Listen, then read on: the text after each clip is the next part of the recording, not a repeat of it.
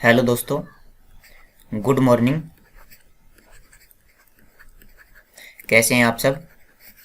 आज हम 3 और 4 अक्टूबर की करंट अफेयर पढ़ने वाले हैं। और कल संडे था और कल क्या हुआ था, कल टेलीग्राम चैनल पर टेस्ट हुआ था। तो कल तो बहुत ही कम बच्चों ने इसमें पार्टिसिपेट किया था, लगभग उसमें 20 स्टूडेंट ने ही पार्टिसिपेट किया था। तो पता नहीं बच्चे कहाँ रहते हैं। देखिए, आप इसमें पार्टिसिपेट कर सकते हैं जिससे कि आपकी जो तैयारी है वो गैल गैल होती रहेगी और जो क्वेश्चन है वो आपके रिवाइज हो जाएंगे। तो चलिए फिर हम आज के इम्पोर्टेंट क्वेश्चन देखते हैं। देखिए, भारतीय वायुसेना के नए उप प्रमुख कौन बने हैं। उप प्रमुख देखिए, एक तो होते हैं प्रमुख जिनका नाम क्या है, जिनका नाम है विवेक राम चौधरी। विवेक राम चौधरी है। तो ये तो है प्रमुख। और उप प्रमुख कौन बने हैं, संदीप सिंह। ठीक है, तो ये क्वेश्चन काफी इंपॉर्टेंट है कि भारतीय वायुसेना के उप प्रमुख कौन बने हैं, संदीप सिंह। देखिए, इसमें हम भारतीय वायुसेना के बारे में जान लेते हैं, इंडियन एयरफोर्स के बारे में। तो इसकी स्थापना 8 अक्टूबर 1932 को हुई थी। और जो भारतीय वायुसेना है यह 8 अक्टूबर को अपना स्थापना दिवस मनाती है। इसका मुख्यालय नई दिल्ली में स्थित है। और जो भारतीय वायुसेना के अध्यक्ष हैं वो कौन है, विवेक राम चौधरी। इससे पहले कौन थे, इससे पहले थे RKS भदौरिया। अब चलिए हम उप प्रमुख की बात कर लेते हैं। तो उप प्रमुख कौन है, संदीप सिंह। इससे पहले कौन थे, इससे पहले थे विवेक राम चौधरी। और आप यहाँ पर देख सकते हैं जो राफेल विमान है जो फ्रांस से खरीदा गया है, तो उसको उड़ाने वाली पहली महिला फाइटर कौन है, पहली महिला पायलट, तो उनका नाम है शिवांगी सिंह। और आप यहाँ पर देखिए प्रथम भारतीय महिला पायलट कौन है, तो वो है हरिता कौर देओल। और अगर हम इसमें फाइटर शब्द जोड़ देते हैं, प्रथम भारतीय महिला फाइटर पायलट, तो वो है भावना कंठ। तो आप इन क्वेश्चन को याद कर सकते हो। देखिए, हम जो सशस्त्र सेना है इनके प्रमुख भी जान लेते हैं। जैसे जो वायुसेना के प्रमुख हैं वो कौन है, विवेक राम चौधरी। नौसेना के प्रमुख कौन है, करमवीर सिंह। और थल सेना के प्रमुख कौन है, मनोज मुकुंद नरवाने। CDS कौन है, यानी चीफ ऑफ डिफेंस स्टाफ, वो कौन है, विपिन रावत। और जो सर्वोच्च सेनापति होते हैं तीनों सेनाओं के, वो कौन है, राष्ट्रपति रामनाथ कोविंद। देखिए, एक यहाँ पर लिस्ट जारी की गई है। और लिस्ट किसने जारी की है, लिस्ट हुरुन इंडिया ने जारी की है। ठीक है ना, लिस्ट जो है हुरुन के द्वारा जारी की गई है। और इसमें इंडिया के रिच व्यक्तियों की लिस्ट तैयार की गई है। तो इसके अनुसार जो पहले स्थान पर है वो कौन है, आप यहाँ पर देख सकते हैं, रिलायंस इंडस्ट्री के मालिक मुकेश अंबानी इसमें पहले स्थान पर हैं, जो भारत के सबसे अमीर व्यक्ति हैं। अगर हम दुनिया के सबसे अमीर व्यक्ति की बात करें तो उनका नाम क्या है, उनका नाम है जेफ बेजोस, जो अमेजोन के मालिक हैं। चलिए हम इसके बारे में जान लेते हैं। टॉप 10 इन IIFL wealth Hurun India rich list 2021। तो इसमें पहले स्थान पर कौन है, मुकेश अंबानी। और इसमें दूसरे स्थान पर है गौतम अडानी एंड फैमिली। और इसमें तीसरे स्थान पर है शिवा नदार एंड फैमिली। ठीक है, इनके यहाँ पर संपत्ति दी गई है कि इनके पास कितने रुपए की संपत्ति है, आप यहाँ पर देख सकते हैं। तो चलिए फिर हम अगला क्वेश्चन देखते हैं। इंडियन प्रीमियर लीग में एक फ्रेंचाइजी के लिए 100 कैच पूरे करने वाले पहले खिलाड़ी कौन बन गए हैं। तो जैसे आप जानते हैं कि जो IPL है इसका आयोजन UAE में किया जा रहा है। और इसमें जो है 100 कैच पकड़ने वाले पहले खिलाड़ी कौन बन गए हैं, तो इनका नाम है महेंद्र सिंह धोनी। ये किस टीम के खिलाड़ी हैं, ये चेन्नई सुपर किंग के खिलाड़ी और कप्तान हैं। और इन्होंने जो 100 कैच पकड़े हैं वो किस टीम के खिलाफ पकड़े हैं, तो इन्होंने जो 100 कैच लपके हैं वो सनराइजर हैदराबाद के खिलाफ पकड़े हैं। चलिए फिर हम IPL के बारे में सारी इंपॉर्टेंट बातें जान लेते हैं। देखिए, तो जो IPL का पहला संस्करण था वो कब हुआ था, 2008 में। और 2008 में कौन सी टीम जीती थी, राजस्थान रॉयल्स। और जो उसमें उप विजेता टीम थी वो कौन थी, चेन्नई सुपर किंग्स। देखिए, जो पिछले साल 2020 में IPL का कौन सा संस्करण हुआ था, तो 2020 में IPL का 13वां संस्करण हुआ था। और उसमें जो है विजेता टीम कौन सी थी, मुंबई इंडियंस। और जो उप विजेता टीम थी उसका नाम क्या है, दिल्ली कैपिटल्स। IPL 2020 में ऑरेंज कप यानी सर्वाधिक रन किसने बनाए थे, KL राहुल। और सर्वाधिक जो है विकेट किसने लिए थे? कसिगो रबाडा, जो कि दक्षिण अफ्रीका के खिलाड़ी हैं। चलिए देखिए, आप यहाँ पर देख सकते हैं 2008 में पहली बार कौन जीता था? राजस्थान रॉयल्स। सबसे ज़्यादा जो आईपीएल खिताब किसने जीते हैं? वो है मुंबई इंडियन, इसने 5 बार आईपीएल खिताब जीते हैं। उसके बाद आता है चेन्नई सुपर किंग, जिसने 3 बार आईपीएल का खिताब जीता है। और उसके बाद आता है कोलकाता नाइट राइडर, जिसने 2 आईपीएल खिताब जीते हैं। देखिए नियुक्ति वाला क्वेश्चन है। NSDL यानी national securities depository limited, national securities depository limited की CMD कौन बनी है? यानी मैनेजिंग डायरेक्टर और चीफ एग्जीक्यूटिव ऑफिसर। तो इनका नाम है पदमजा चंद्रू। ठीक है, ये क्वेश्चन केवल आपको याद करना है। इसमें हम NSDL के बारे में जान लेते हैं। इसका मुख्यालय मुंबई में स्थित है और इसकी डेट आपको याद करने की आवश्यकता नहीं है। किस ई कॉमर्स कंपनी ने global computer science education programme launch किया है? Global computer science education programme. तो ये जो प्रोग्राम है यह अमेजोन के द्वारा शुरू किया गया है, अमेजोन इंडिया के द्वारा भारत के अंदर। और इसके तहत क्या किया जाएगा? इसके तहत जो कंप्यूटर की जो शिक्षा होती है वो बच्चों को दी जाएगी। और इसमें जो है क्लास 6 से लेकर के क्लास 12 तक के जो भी बच्चे हैं उनको कंप्यूटर साइंस की शिक्षा दी जाएगी। ठीक है, तो ये जो प्रोग्राम है global computer science education programme, ये जो प्रोग्राम है यह अमेजोन के द्वारा चलाया जाता है। और इस प्रोग्राम के जरिए जो दुनिया के अन्य देश हैं उनमें भी कंप्यूटर साइंस की शिक्षा दी जाती है। तो ये जो प्रोग्राम है यह भारत में भी चलाया गया है। ठीक है ना, इसमें जो बच्चे कवर किए जाएंगे वो 6 से लेकर 12वीं तक के। और ये जो प्रोग्राम है US, UK, कनाडा और फ्रांस में भी चल रहा है। देखिए हम अमेजोन के बारे में जान लेते हैं। ये क्वेश्चन काफ़ी इंपॉर्टेंट है। इसकी स्थापना 1994 में हुई थी और जो इसका मुख्यालय है वो वाशिंगटन DC अमेरिका में स्थित है। इसके CEO कौन है? Andy Jassy. ये क्वेश्चन काफ़ी इंपॉर्टेंट है। और इसके जो फाउंडर हैं वो कौन है? Jeff Bezos. और चलिए हम जो दुनिया की अन्य कंपनियां हैं उनके बारे में भी जान लेते हैं। जैसे जो अमेजोन है ये ई कॉमर्स कंपनी है। इसी की तरह जो फ्लिपकार्ट है, फ्लिपकार्ट, तो ये भी एक ई कॉमर्स कंपनी है। और इसकी स्थापना कब हुई थी? इसकी स्थापना हुई थी 2007 में। आप यहाँ पर देख लीजिए, इसकी स्थापना हुई थी 1994 में और फ्लिपकार्ट की स्थापना हुई थी 2007 में। और इसका मुख्यालय कहाँ पर स्थित है? इसका मुख्यालय बेंगलोर में स्थित है।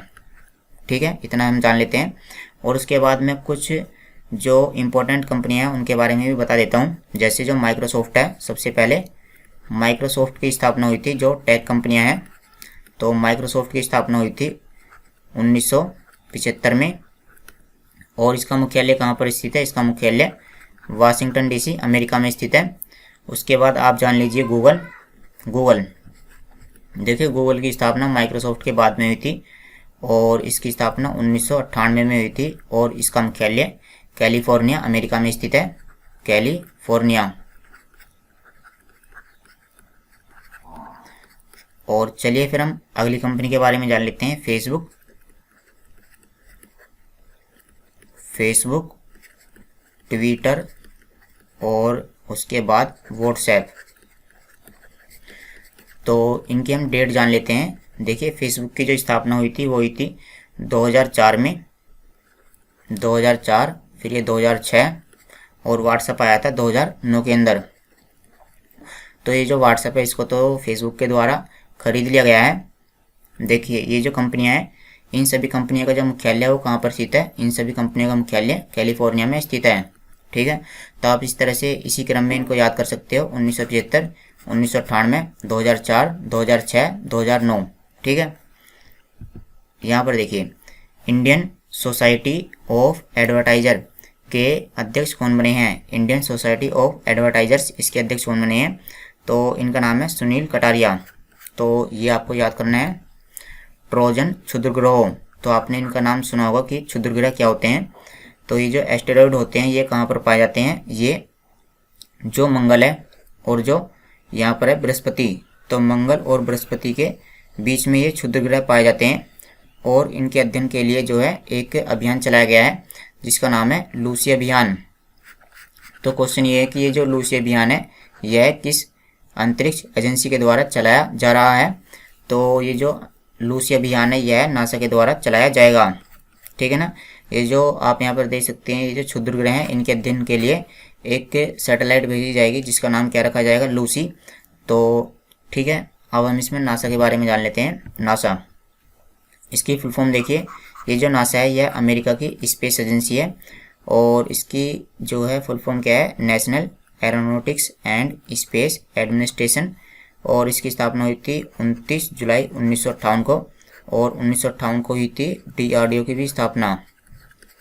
इसका मुख्यालय वाशिंगटन DC अमेरिका में स्थित है और इसके जो प्रशासक हैं वो कौन है, बिल नेल्सन। इसका मोटो है for the benefit of all, यानी सभी की भलाई के लिए।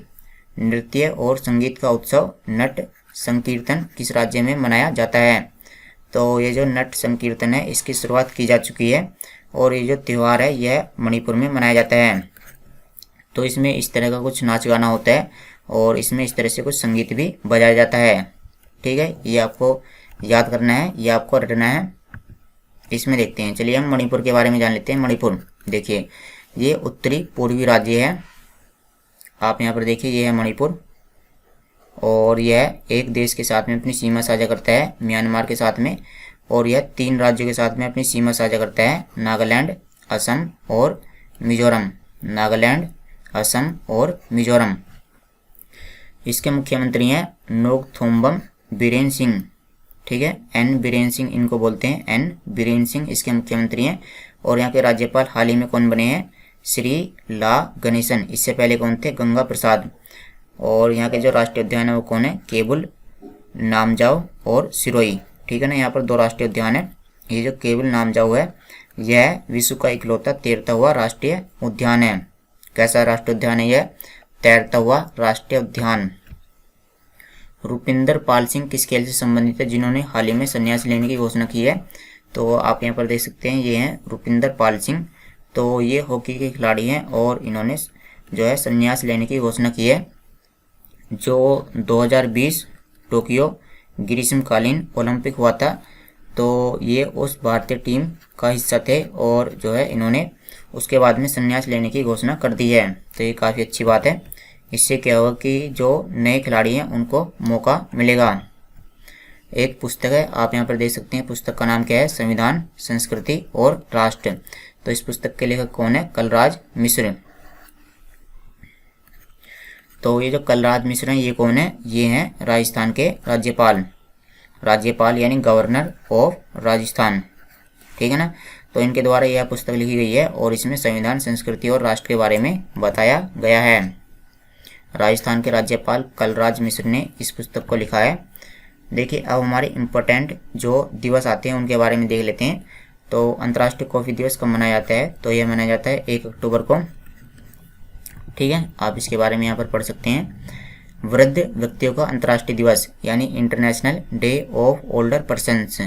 तो जो बुजुर्ग लोग होते हैं उनके लिए यह दिवस मनाया जाता है। और यह दिवस कब मनाया जाता है? यह दिवस 1 अक्टूबर को मनाया जाता है।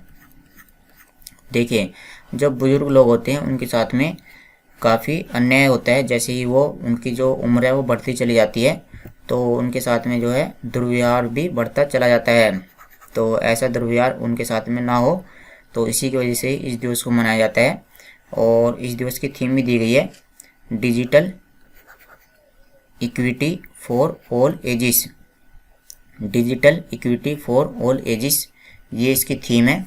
लास्ट क्वेश्चन है, विश्व शाकाहारी दिवस 2021 कब मनाया गया है?